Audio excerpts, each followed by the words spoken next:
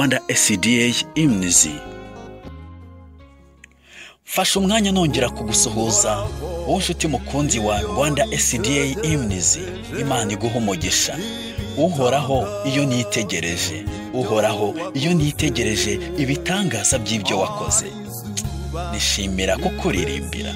Hari ku munsi umwe umuntu witwaga Kali Bobeji ndetse n'inshuti ze bari bavuye gusenga, bari bagize ibihe byiza mu materaniro y'uwo munsi. Uwo munsi kandi wari umunsi w'umugisha, by'umwihariko mu mugoroba wawo inyoni zaririmbiraga mu biti zisingiza umwami Uwiteka Nyiringabo. Ikirere cyari gituje nk'ikimenyetso cy'uhoraho, ndetse imvura yaragwaga kuko wari umunsi udasanzwe. Kali Gustav Bobeji ni umuturage wakomokaga muri Sweden.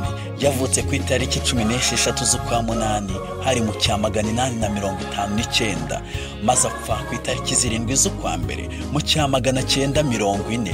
Yapfuye amaze imyaka 81. Azwiho kwandika igisigo cyamamaye cyitwa ngo uhoraho iyo nitegereje. Yavukaga mu gace kitwaga Monsteras. Papa wa Kali yari umubaji.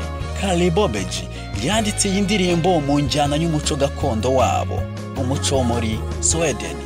Nawe yanditse ari igisigo gihimbaza Uwiteka. Yacyanditse mu 1885, nyuma cyaje guhindurwa gikurwa mu Kirusiya gishyirwa mu Cyongereza no mu misiyoneri w'umwongereza witwaga Stuart Hayne. Ni indirimbo yabaye ya kabiri mu ndirimbo zakunzwe mu Bwongereza, indirimbo zo guhimbaza Imana. Iyo ndirimbo yabaye ya kabiri mu irushanwa ryari ryakozwe na BBC. Yabaye ya mbere icyo gihe yari Amazing Grace, ubuntu butangaje, yanditswe na John Newton, ya nshuti ya William Cowper, wanditse indirimbo ya 12 yitwa ngo hari isoko ivamwa amaraso yo mu mitsi Emmanuel. Kali Bobeji ubwo yari avuye gusenga, avuye ahitwa Kilonberg, ibyo yigiye mu materaniro, by'umwihariko inzogera, inanga, muzika byakomeje kumugumamo. Yari yagiriye ibihe byiza mu nzu y'Imana.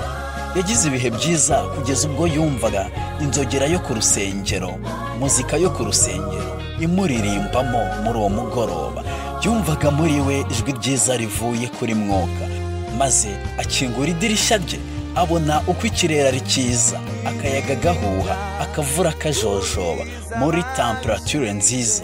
Maze uwo muntu warebaga ibitangaza by'Imana, ibyiza yaremye mu minsi 6, ku wa 7 ikaruhuka, atangira kwandika ati uhoraho iyo nitegereje, uhoraho iyo nitegereje ibitangaza by'ibyo wakoze, ari izuba n'ukwezi n'inyenyeri n'ibindi bintu byose waremye.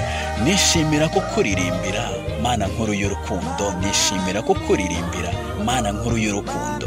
Mana nkunda iyo nitegereje igiti cyose mu byo waremye, binyibutsa igiti cy'Kalvari umwana wawe yabambiweho. Iyo numva inyoni ziririmba mu biti byiza yaturemeye, urusobe rw'amajwi yazo meza n'urw'amasumo biranezeza. Igihe ibyago bizaba bishize, abera bose bagukikije, tuzagusingiza iteka ryose kandi turamye watwitangiye. Ni amagambo yakomokaga mu mutima unezerewe wa Kali Bobeji. Nshuti mukunzi wa Rwanda SDA Imnizi, ibitangaza by'Uwiteka ntabwo birondoreka. Nubwo tutareba ku zuba, ukwezi n'inyenyeri, no mu mibereho yacu huzuye ibitangaza by'Imana, huzuye ibitangaza Uwiteka Imana yaremye muri twebwe. Ariko ikiruta ibyo byose no kwemera no kwemerera uwo waremye byose, akarema ingoma ye mu mutima wanjye n'uwawe. Nibwo tuzaririmba nka Kali Gustav Bobeji tuti nishimira ko kuririmbira Mana nkuru y'urukundo. Nshuti mukunzi wa Rwanda SDA Imnizi, Imana yo mu ijuru iguha umugisha. Yari Jacques Lameg.